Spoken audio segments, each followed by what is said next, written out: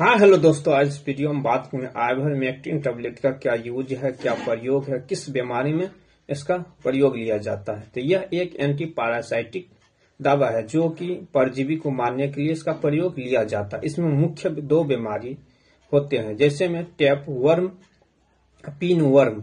यह दोनों बीमारी आंत से जुड़ी संबंधित में देखने को मिलते हैं। इसमें जिसे पेट के कीड़ा भी कहा जाता है। इसमें गुदा के द्वार में खुजली होना, भूख कम लगना, इसमें आपको जो है लाल चकते या सफेद चकते होना, कमजोरी होना, यह सब देखने को मिलेगा। इनके अलावा और एक बीमारी है व्हिप वर्म।